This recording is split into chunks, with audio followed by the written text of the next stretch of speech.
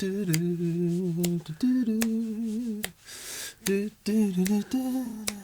not The Odd Couple. No. What's that one? It was a swing version of the Sweeney, I think. Oh, okay. All right. Yeah, again, I apologise because these are cultural references that you might not get, Daniel. I don't get them. It's Having okay. grown up in Wallabrawonga. I'll pull out Sons and Daughters and something in the future. Hey guys, welcome to That Pedal Show. VCQ, Dan here. Mick here. Hello. Happy Tuesday. Why are we doing this on a Tuesday, Dan? Because yesterday was the bank holiday. It was. Monday, we were absent.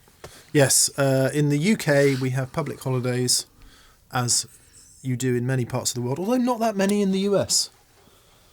Really? No, Americans don't get a lot of holiday time. They don't get holiday time. No, not a lot of vacation, just a lot of work. A lot of work. Yeah. Whereas if you go, if you go take the opposite of that and go to Spain, there's a public holiday for pretty much every saint that ever existed. Does France have lots of public holidays as well? Probably. They're on holiday more than they work generally in Spain. Really? Apologies to all our Spanish viewers. I have some good friends that live in Spain, and it always seems like we go when there's a fiesta. Where do you have a siesta? Is that Spain? Yeah, siesta is what you have in the afternoon because Okay. it's too hot to work in the middle of the day. That Okay. happens in Spain Right. and throughout a lot of southern Europe. Oh, wow. And a fiesta is a car. Okay, let's begin. So we have Cheese You Out. I really wish you guys would make bookmarks to topics you cover because a good amount of episodes are brilliant and I learn a ton. But I don't have 50 minutes to spare, nor can I pay attention for 15 minutes straight because I have stuff to do. Edit. Oh, wait. I need to expand the description. Lol. I think there's a lot in that comment. There is a lot in It's that a good comment. reflection on your generation. Low attention span, no spare time. I think none of us have got much spare time. All I would say about that is an hour and 17 minutes watching that video will probably save you about 10 years in learning about overdrive pedals. Yeah. Potentially. It's a bold claim. It is a bold claim. But very important, in all of our videos, Mick does the most wonderful descriptions and time marks everything. So if there's something specific that you're looking for, it's in the description. So you can, you can skip to the end, as they say. Yes. In addition, we don't talk about it very much, but on thatpedalshow.com, we do have a landing page type website with some basic information about the show that isn't the YouTube channel, isn't the store. Thatpedalshow.com. There is now a searchable database of all episodes. It's so cool. Thanks to guys like Ernest Fuentes and lots of other people out there have suggested we should do it and have offered help. As usual, Catherine went, yeah, I can do that. And we were like, yeah, that'll take ages. Next morning, it's done. Stuart Bridson. Very surprised you guys didn't have an OCD on. Surely one of the most versatile overdrive pedals on the market, especially as an always-on tone. And yes, and what we haven't said is the video we're talking about. We're talking about Friday's video, which was about how to choose an overdrive pedal. Yes. Yeah. So he says, why didn't you have an OCD? Pablo Romero says, why didn't you have a Kingsley? And there were a bunch of other comments saying, why didn't you choose this pedal? Why didn't we choose this pedal, Dan? Oh, boy. These were flavours of overdrives. And it wasn't these specific pedals. It was about, these are the ballparks. And we don't have all the pedals in the world. And even, well, we've got lots of pedals, but there's no way that we can put 80 overdrive pedals on there and go through them. The whole point of the video is just for a minute, stop obsessing about that particular pedal. Yeah. And think about the type of gain you're going for and how it stacks and what it does. And to be fair, it was for people at the beginning of that journey, not a long way down the road. Similarly, Peter Graham, Nuno Betes da Silva, Kai Mulder, Dan Gergschol, CM and PD all say, can't believe you had the exotic BB on there and never used it.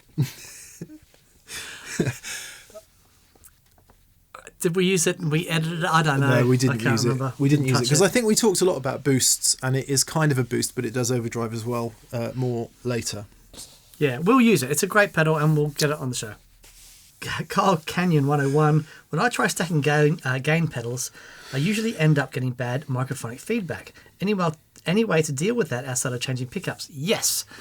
What you need to be careful of when you're stacking gain pedals is that you don't have the gain too high.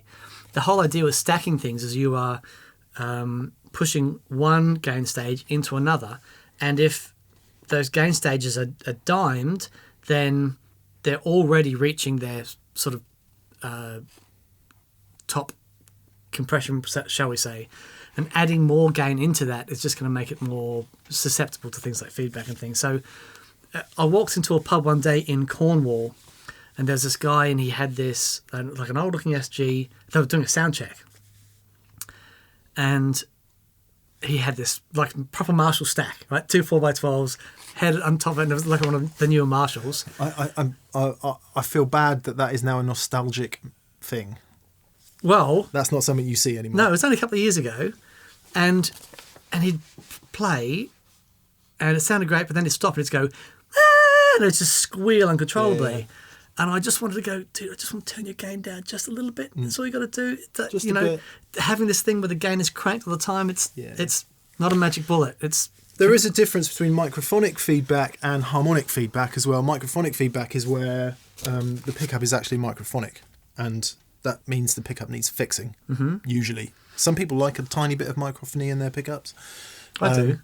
Yeah, but if it's gone badly microphonic, it needs fixing. Yep. And harmonic feedback, which is just normal, what we would call normal feedback, which is what happens as a result of feedback. But yes, what he said, turn the gain down a bit.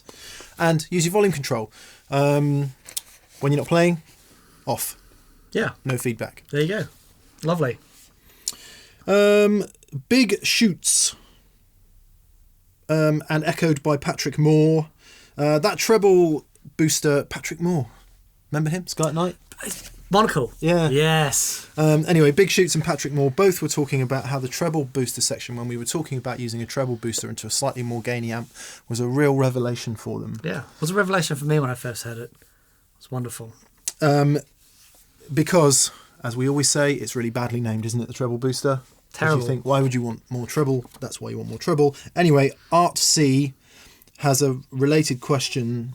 Would a Prince of Tone in boost mode work in place of the Java boost, the treble booster? Is there a big difference between a treble booster and a normal booster? Massive. Yeah. Massive. It's chalk and day. It's like saying, is a fuzz pedal the same as an overdrive pedal? Yeah. And all treble boosters are not created equal as well. Yeah. It's all about the treble booster is, yes, it's about frequency, but the treble booster itself, it's it's like almost like a single stage fuzz pedal in a sense, that it is creating gain and it has a characteristic all of its own. And then it comes down to really good example of when we had Josh Scott on the show saying that that the simpler a circuit design is, the more important each of the components are. Well, a treble booster really doesn't get much more simple, and therefore, the changing out the transistor, it makes a massive difference. So, I've never played two treble boosters that sound the same. Yeah. So, yeah. I think this comes up a bit later as well, but if you were to get an EQ pedal and boost the treble, that's boosting treble, but a treble booster means a whole lot. Yeah. We should be careful about our terms. A treble booster pedal means usually a germanium driven transistor overdrive. Yep, and the way that's working with the pickups, and it's a whole. So maybe thing. we'll come back to that. Far from just EQ. Okay, Adam Dobbs. I've had a question on TPS. Favourite topic: headroom. Much like you guys, I prefer a higher headroom amp, but if sound engineers across the world everywhere are asking us to turn down, and we have to turn the master down on our 50 and 100 watt amps, are we limiting the headroom in a sense? Can the power tube still be pushed by a boost or OD when you need that huge lift in volume for a solo? Basically, what has more headroom, a 25 watt amp with the master wide open, or a 50 watt amp with the master set at 12, assuming preamp volume is set at a similar slight breakup. Yeah, okay, if the preamp is set to slightly break up, then you are compressing on the input. If the 25 watt amp is wide open and like the master's all the way up, when you turn up that preamp, you are providing the maximum amount of gain that going through all the gain stages and hit the power section. Then it will start to overdrive the power section a bit. It won't do that on a 50 watt amplifier or 100 watt amplifier, or it'll do it a lot less. What happens is, if the master volume is up and the preamp is down, and you're creating less compression at the input, then you have more headroom. The output section can amplify that signal more.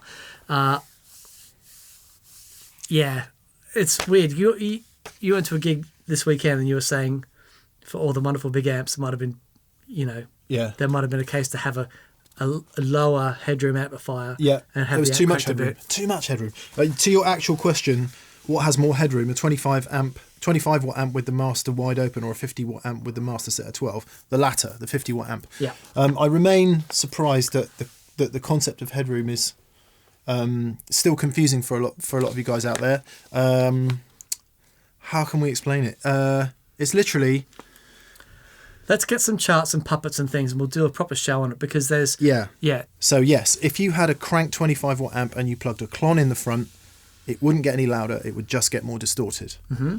If you had a 100 watt amp that was turned right down and you plugged a clon in the front, you would get a 20 dB boost if it was My 2 Rock, for example. Right. Yeah. And that's the problem with playing quietly with a high headroom amp, because you step on your overdrive pedal and it's like, whoa!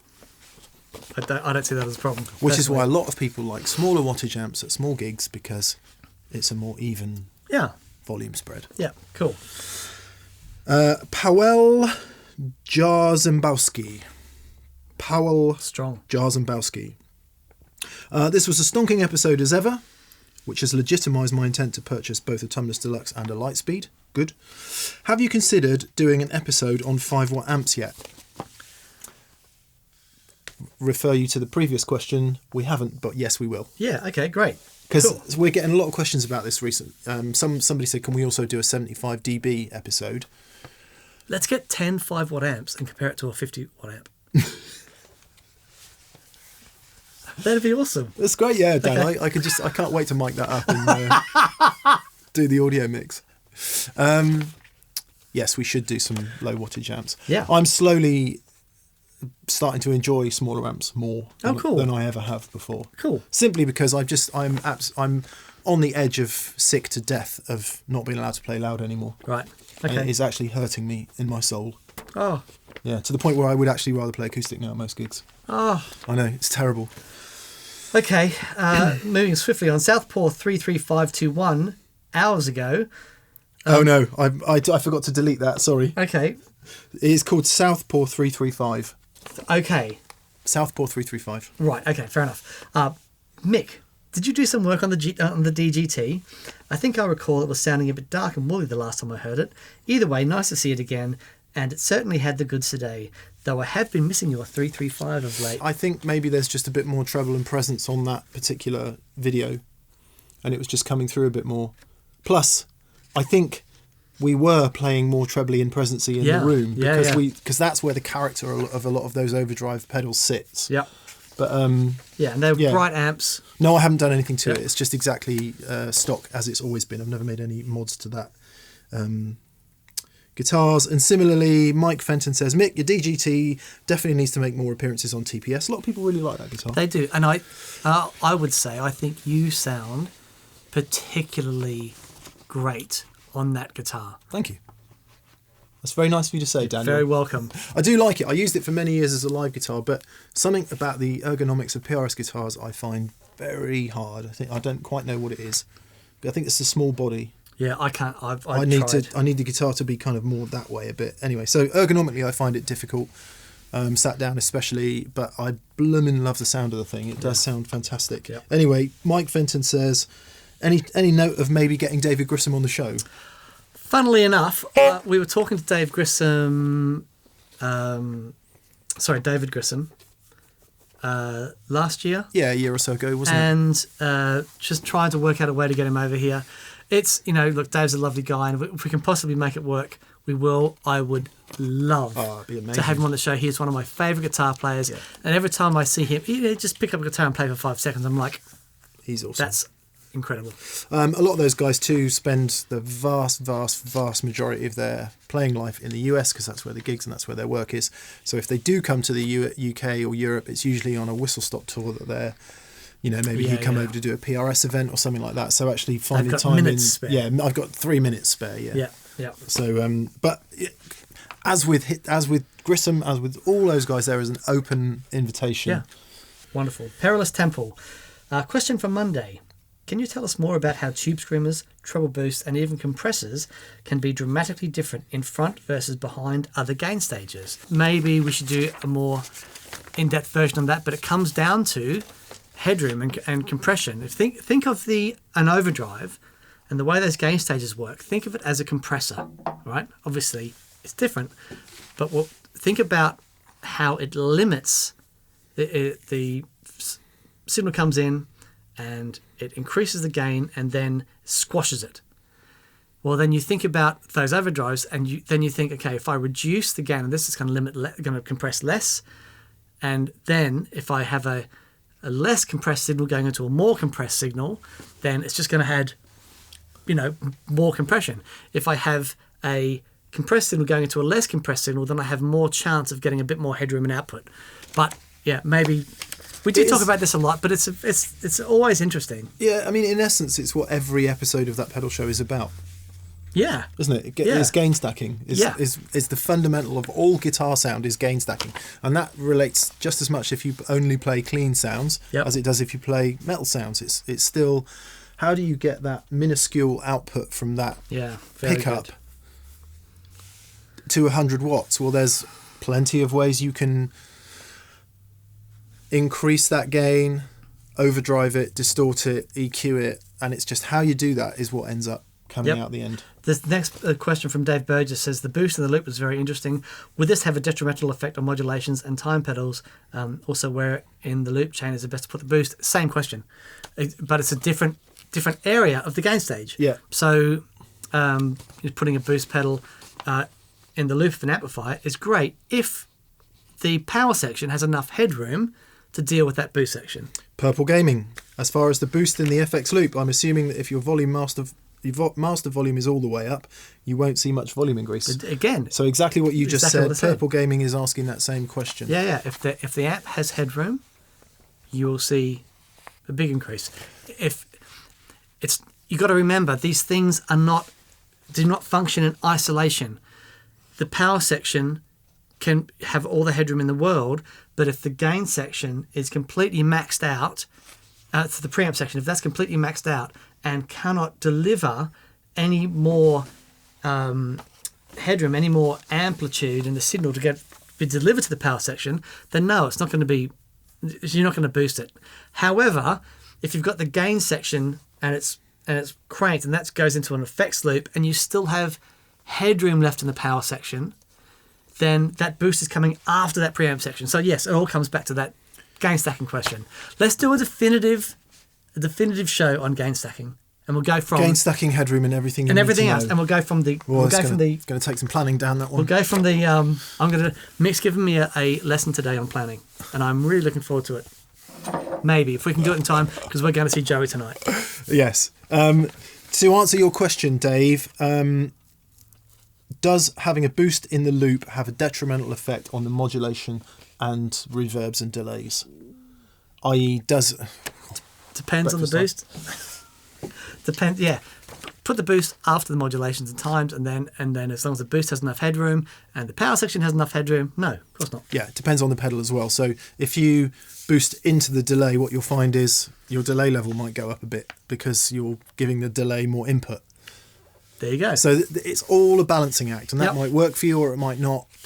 Better still, put the boost at the end, because what you're using the boost in the loop for is what he just said, is a make louder device. There you go. Therefore, put it after the modulations, delays. Nice. Case now he says, maybe I missed it, but doesn't the gaining amp like the Kraken also clean up a bit when you turn down the volume on your guitar? It absolutely does. Yes. But it never cleans up to the point of John Mayer playing a Dumble steel string singer. Yeah. So it's a question of degree.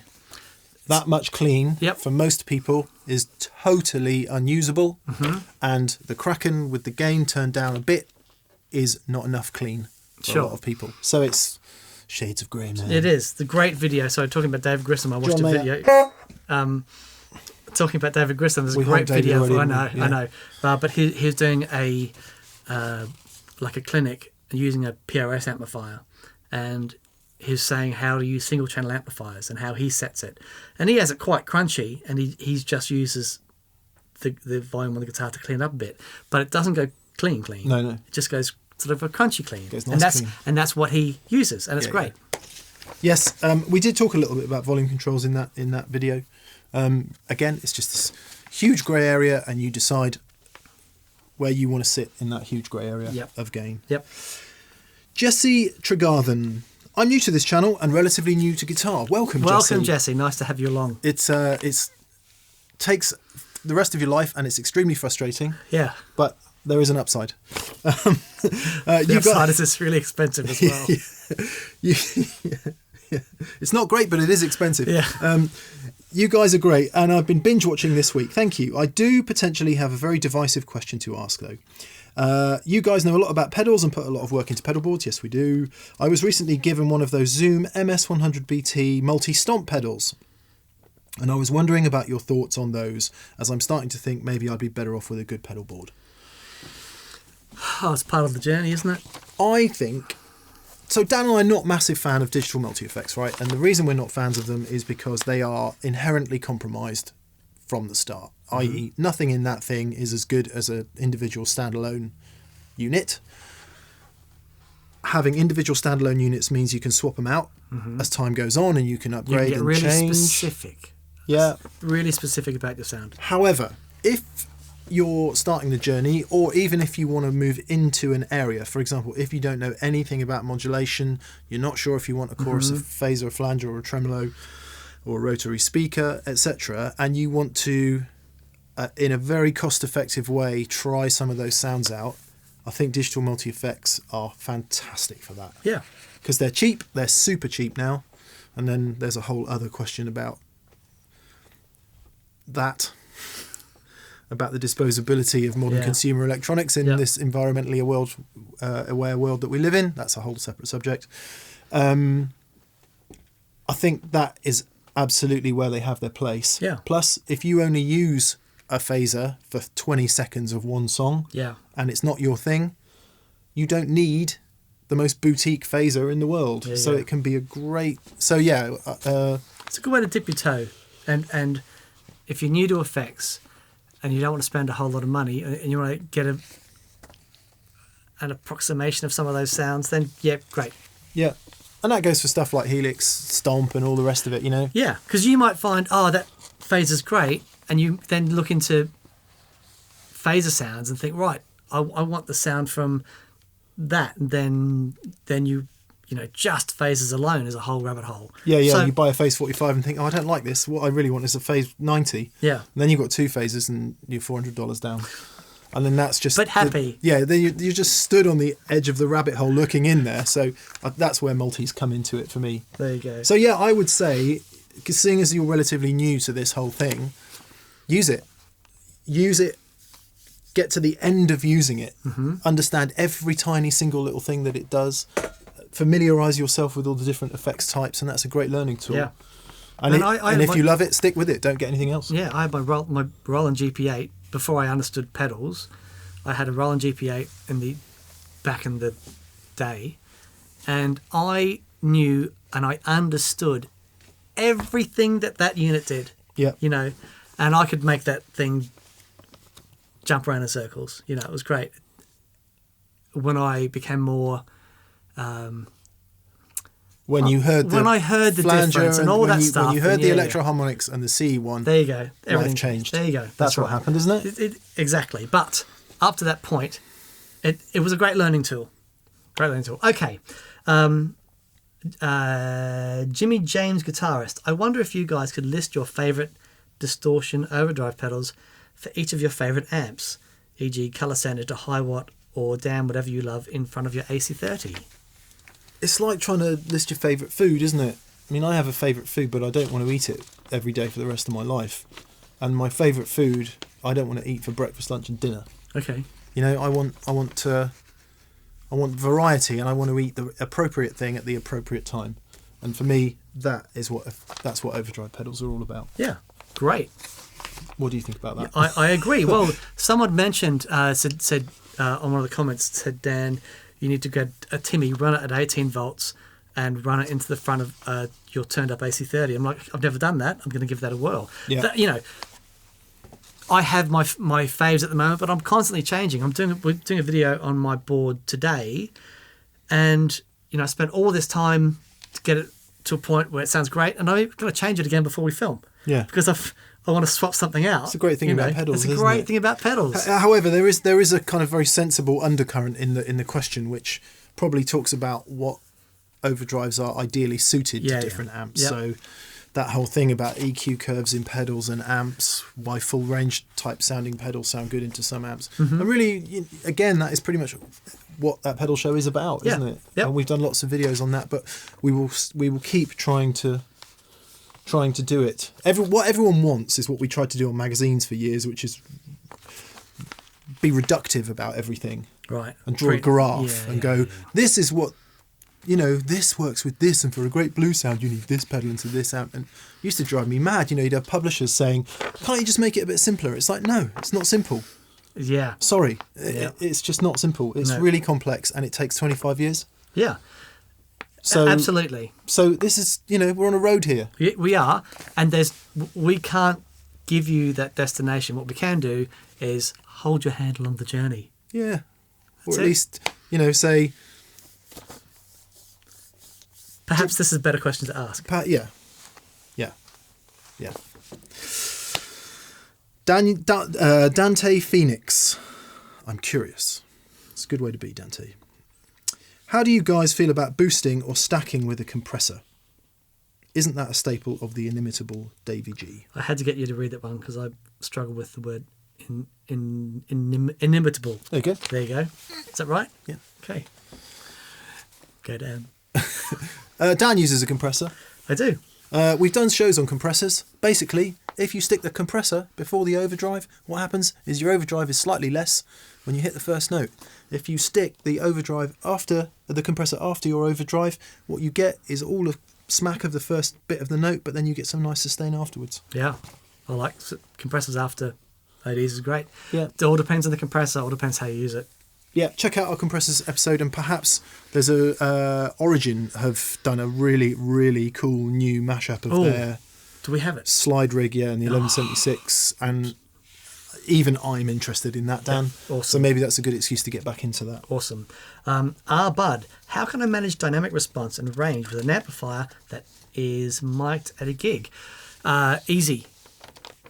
Set your sound on stage first. Don't depend on the mic sound to fill the room. Get the sound on stage first. Get it to a point where you're happy and you can hear it, and then the sound guy can then, if it needs to be boosted from there, or it is a bit more spread, the sound guy can do it. But having these really quiet amps on stage and being told to turn down to a point that is inaudible, so that he has complete control of everything that goes at the front, I've never had good results that way. No, but it is a feature of a lot of modern situations, a lot of current situations for a lot of people. So you're saying if you have to play so quietly, how can you have dynamics? And it's a very valid question. Yeah, very valid question. I go to so many gigs now where I see guitar players that I love just grimacing all the way through the gig because there's no dynamic there. Yeah. And I don't know what's changed. I don't know why it's so much more difficult. I think that camera's about to run out. Oh, flashing. Battery changed, all as well. Sorry, I think I was just saying, yes, it is a challenge to get that old school dynamic if you can't play loud. My brother did his first gig on the weekend. Did he? Yeah. He's gotten back into guitar, and he's got a board and great guitars and lovely. He's using a Fender Silverface Princeton Reverb. Oh, wicked. One of the reissues. Yeah, nice. And he's did a great gig, and he's really buzzing. He's going, I need it to sound a bit fuller and bigger. I've just gone, great, get another amp. All right, and so he's going to get a wet dry wet rig. We're sort of looking at either the small Marshall Silver Jubilee or the smaller the new Studio Series. Yeah, one of those, and pair it up with his Princeton just to have a bit more headroom and loveliness, because he's saying that it sounds really great at the gig, but when he wants to push it a bit more, that it just wasn't quite there. So it's all a journey. But I'm really proud of him. He's doing awesome. Awesome. That's not bad. Second gig, wet dry rig. That'll do. Brilliant. 50/50. asks, what happened to the Jazzmaster and the Jag? Are we going to see the Jaguar again? Yes. Yeah. So what's happened is I've taken custody of the Jag, and Mick is taking custody of the Jazzmaster, and I think we're going to do a show on getting it set up because I need to sort this out. I need to solve this. Yeah, me too. Yep. So I'm going to solve that. And a few other things. But yeah, very exciting. A lot of people picking up on how much you seem to be bonding with the offsets, Dan. Yeah. Well, it could have gone that way. If I had a spare couple of grand when I was, 20 years ago in Australia. Okay. Jamie Max says, would a correctly set EQ pedal do the same job as the Java or TS-808 for cutting through a mix? No, we answered that one before, Jamie. And likewise, Josh Berg. You can use EQ to cut through a mix. Don't get me wrong, yeah, it's a great way to do it, but it's different. It's because you're not getting the overdrive part of it. Yeah, exactly. Yes, likewise, Josh Berg asked the same question. Jonathan Krieger, I have a question. Will an amp played through a 16 ohm cab be half as loud as the same amp played through an 8 ohm cab? In other words, could you use speakers with higher impedance to attenuate your amplifier? So it's a very interesting question. On the back of your amplifier, generally, you'll be able to select the output impedance. Common ones are 4, 8 and 16 ohms. Now, if the output transformer has got a 4 ohm tap on it, and that's hitting a 4 ohm cab, yes, it's going to be louder than, say, you've got the 16 ohm tap on it going to a 16 ohm cab. However, it's not going to be double or 4 times the volume. It doesn't work like that. But, yes, it is louder. It is louder. It varies from amp to amp as well. So Marshall, for example, say never use any other impedance cabinet other than what the amp's set for. So if the amp's set for 16 ohms, please use a 16 ohm cabinet. Mesa Boogie for many years said, please experiment with speakers of different impedances to change and vary your gain structure and tone. So it really depends on what that transformer is designed to do. Yeah, and the output valves and things as well has a big part of it. Whether you should or should not experiment with what you're saying. So just make sure your amp is okay for doing that. Now, lots of people will say, all amps are okay for doing it, really, don't worry too much. But manufacturers will differ because it's them that have to deal with the warranty claims and the repairs. Yep. Rory Elmore 26 says, what's the song Mick plays around 44 minutes? That lick is very familiar.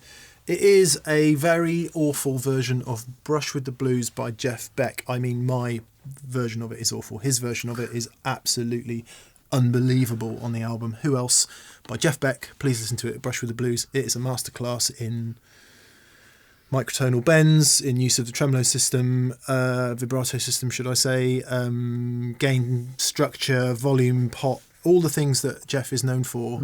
That is awesome. I'm going to hold Jeff Beck. I went to his graduation, weirdly. Actually, I was driving on the weekend and on Shuffle, and Nadia came on. Jeff Beck tune. It's like, man, incredible. Right, Pat Tugman, great job digging into the myriads of OD applications. Just curious, did either of you have any revelations or reminders that will affect your personal approach to OD going forward?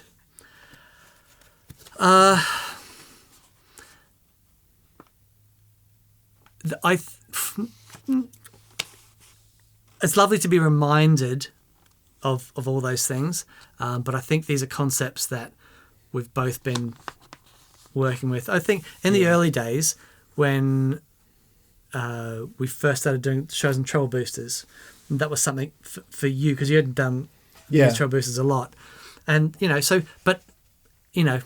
I think with regards to what we were saying earlier about having to play more quietly these days, that idea of gain stacking. So my approach has always been gainiest pedal first, least gainy pedal last, so that every time you step on a pedal, it just gets louder. Mm-hmm. Those days feel like they're over for me, or at least they're becoming over, which is depressing, which I've reflected on earlier. So actually that whole thought of trying to vary the gain stages before to give you more texture and dynamic, and actually less dynamic but more texture in the way the gain pedals are stacked together is becoming more interesting, because it feels like a more usable way in the modern world of not being allowed to play loud anymore. I'm going to keep moaning about it, sorry. Anyway, but yeah, so the will anything change? Yeah, I'll experiment a little bit more with stacking gain pedals, which before was always too mushy to be heard. Sure. Now is actually a pretty cool sound that can sit quietly in a mix. Okay. Yeah. Travis Schneider. I have one request and one suggestion. The request is, can we have another video about not normal overdrives, like the Benson preamp, for example? Interestingly, we've just taken delivery of the Benson preamps. And we should say that Riff City are doing a special orange one. Oh, yeah. Which is what we've got. Riff City Guitar in the US have got a limited run of orange ones, which They look awesome. just a colour, but they look cool. So those are the ones we have. Into different amps. Yeah, we should do that. Okay. Because that was really interesting, that. Yeah. Not normal overdrives. Yeah. Great. Love it. And the suggestion is, please use more backing tracks or do some recording beforehand so you can hear the pedals heard in a mix. Now, we've had a discussion about that. We have had a discussion about that. We're going to do that. We're going to turn Pick and Mix into the same length episode, but we're going to try and spend half of it talking about the pedals, and we're going to try and spend half of it playing them in context. Yeah. Which I think is a good idea. Definitely. We're going to get the boys in. Yeah. We're going to make some noise. Be fun. Yeah, record some backing tracks. Yeah, lovely. John Cosgrove says, please, for the love of God, stop enabling these boys and girls. No pedals are needed if, like me, you are a pure guitarist. God bless you, John. Yeah. And all who sail in you. Yeah. So you're only a pure guitarist if you don't use pedals, like Jimi Hendrix, like Stevie Ray Vaughan, like John Mayer. To be fair, Paco de Thea probably never used any pedals. I'm pretty sure Segovia never used any pedals. He did. He has one of those things that buys you full on. Yeah. To do that. Yeah. It's still. Anyway. Yeah. Performance enhancing. Well, interesting question there about physiology and advantage. If you're talking about South African athletes. What a fascinating story that is. It is. Anyway, lest we go there. Good for you, John. If Guitar Into the Amp works for you and it makes you feel pure. Yep. Good awesome. on you. Thanks for commenting on a channel called That Pedal Show. Yes. Right. So we also did a pick and mix. Was that yesterday? And these are some of the main themes that are arising. Yes. Okay. Steve says, when you introduce your amps, please can you tell us what speakers are in them? We're not going to laboriously go through it in every video, but the details are in that description box. If you click it down, it'll tell you what amp it is, what cabinet it is, and what speakers are in the cab. Yes. But apart from that, he says, yes, the Dano sounded amazing. It sure did. So many people were moved by it, including John Munt. You too. You too. Oh, very nice. Spelled EWETOO. Leonard DeVille and Ched Head. So many others said very nice things about it. Yeah, the Dan Electro Eisenhower fuzz seemed to be a real hit, didn't it? Frank Fusilier says, the Eisenhower sounds fantastic. Would be really interested to hear it compared to the Electro Harmonix Octavix. Any insights on that? And Sam Anderson says what we've all been thinking, which is please do a dedicated octave fuzz show, which would enable us to do the above. There's a guy that does the Electro Harmonix reviews. So I'm so sorry. I'm getting pinged, and I thought it was on. Is it telling you to breathe? Bloody thing, go away. Okay, there's a gentleman who does the Electro Harmonix demos. Yes, there's a few that are really, really good. Man alive, this guy's amazing, and he's done the demo for this, the new fuzz octave thing, and he's playing an Ibanez, and he's got it on the single coil pickup in the middle position. Far out, man. He's awesome. Yeah. Apologies for not remembering his name, but they are always very inventive, fantastic good. sounding Yeah, demos. so good. Yeah, so yes, we should. And it seems that lots and lots of people out there are feeling very warm towards Meris pedals. Oh, man. I'm feeling very warm towards Meris pedals. Yeah, Rob Flax, Nesfo, Mimo Piznon, and Tom Poynton, among very, very many others, said, please do more Meris pedals. Yep. I'm going to spend some time with them because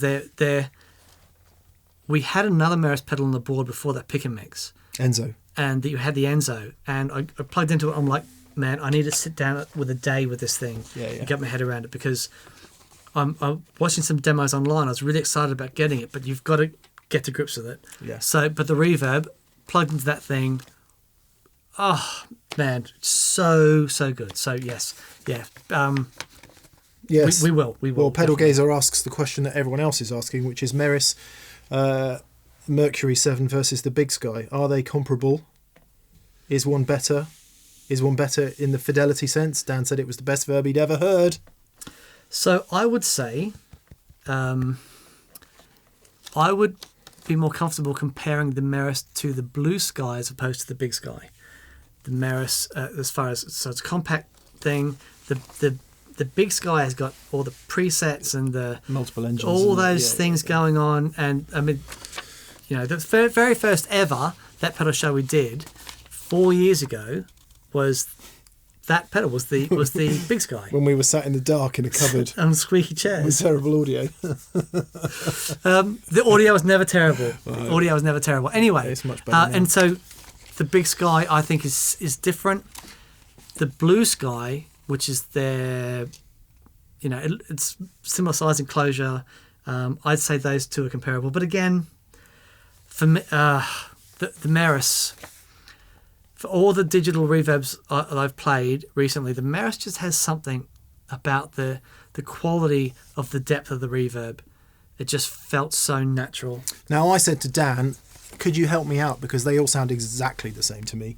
Whether it's like a 10p Chinese knockoff one, Right. or the Meris, they all just sound the same to me once it Okay. gets into that digital reverb world. So Dan's going to teach me about digital reverb and why it sounds so good, and we'll do an episode on Yep, that. absolutely. Right, that's going to be fun. Okay, Sam Banham says the snippy comments on here about the snake oil pedal are about as predictable as fart smelling. I am by no means a Chappers fanboy, but I would like to challenge anyone to explain how this is objectively any better or worse than the billion other Marshall Marshall in a Box. box pedals out there. If it was made in a Mongolian yurt by a guy in a cardigan, you would all love it. It does a job. If that job is not for you, move along. I think Sam's comment is aimed more at the comments section rather than at Dan and I. There were quite a few snippy comments saying, oh, this pedal's nothing new, it's just, you know, yet another overdrive pedal. Well, yeah, there's many other normal overdrive pedals out there, and I think it's Because it's related to Chappers. Exactly. Yeah, because it's related to Chappers. The people who love Chappers are going to go, yeah. And the people who aren't fans of Chappers are going to go, meh. yeah. You know. Yeah, Dan and I, we took it off the board, and everyone thought that's because we didn't like it. It wasn't that. It's because we were trying to work out something in the Supro delay that we needed something that we knew really well Yeah. to work out. So that's why we swapped it out. My only criticism of it was that it just didn't clean up Yeah. on the volume control as well as some other overdrive pedals that I would use. So that was the only criticism we made of it. Yep. Otherwise, Yeah, killer. rock. Now, on the delay, we all thought it sounded great. But the talking point was that there was no modulation on it. Yeah, so the aforementioned Supro delay, fantastic sounding MN3005's equipped analog delay. Look at you. That's the chip anyway.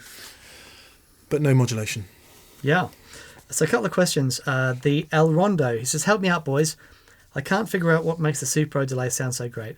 I'm a delay addict and I own about 7 or 8 delay pedals, but the Supro sounds somehow special with the slapback settings. And I thought the same thing, that the slapback in particular on it was awesome. And funnily enough, the day before we recorded, our dear friend Owen Barry, now living in Los Angeles. Los Angeles, texted me and says, you've got to hear the Supro delay. And I went, got one playing it tomorrow. And he was blown away by it as well. So yeah, it just wonderful sounding thing. I preferred it on the shorter delay times than the longer delay times, but the shorter delay times, man, just killer. So yeah, if you're into that like Aquapus, Yeah, that kind of yeah. world, very Yep. sort of vintage sounding analog slapbacks and short delays, it's really killer for that. But we were perturbed by the fact it had no modulation. A few people said, why on earth? Somebody says here, in fact, Duncan Lang says, in regards to the Supro delay, why would you say it needs modulation? What practical application would there be for this? I ask because I thought its strength was its clarity, precision and headroom. one of the problems with delays is muddy tones and unwanted modulated artifacts. Fair enough. Its strength is definitely not clarity, precision, and headroom. Those are the three things that it does not have. That's what a digital delay is for. Sure. Compared to some other analog delay pedals, yes, you might. That's what I was saying. In the shorter delay times, I did think it was lovely and clear.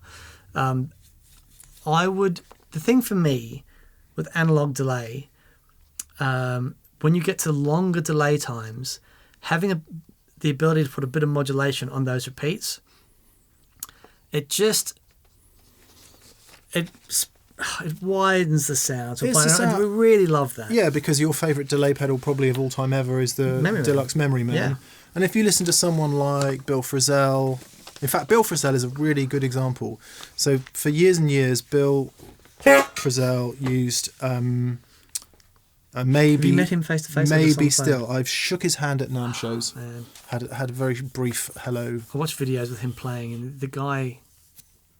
He's a master. Yeah, he is a master. Absolute master. For years and years and years, he used a DL4, Line 6 DL4, with a very modulated delay sound. And that's the sound of modulated delay for me. And then obviously you go back to Andy Summers and all those guys. Yep. It is a sound, isn't it? And it's a sound of ages, and it's a wonderful thing. Yep. It sounds to me, Duncan, that you probably prefer just a cleaner digital delay.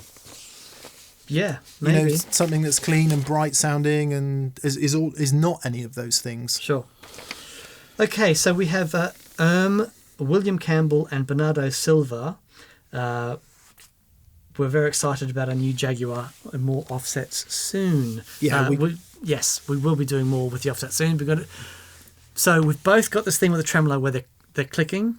Using the Jag, and it's really cool, but I'm very interested to see what happens if we replace that with a mastery bridge. There's the bridge and there's the trem system. So right, okay. I'm sure there's probably some sort of bushing that can go on the actual tremolo. Interestingly, it doesn't come through the amp. I thought it really would. Wow. Yeah, so you can hear it there, but when you're playing through the amp, you can barely hear it at all. So playing at volume, it's not a problem. It's just trying to sit there doing nice wobbles, as it were. It becomes. Yes, anyway, what we're hoping is that the Jag and the Jazz become staple TPS guitars. Yeah.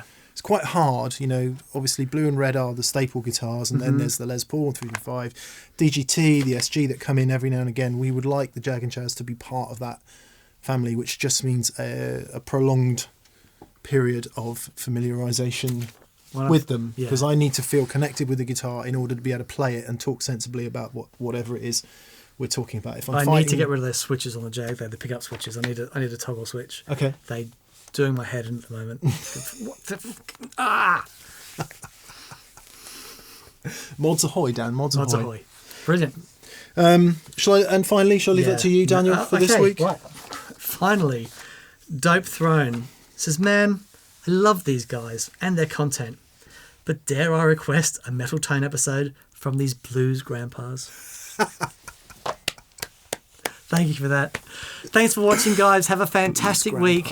Massive thank you to our preferred retailers, and massive thank you to everyone that's gone to thatpedalshowstore.com and got some merch and stuff. Helps us do what we do. Read the descriptions. Have a great day. We'll see you soon. Cheers, guys. Bye.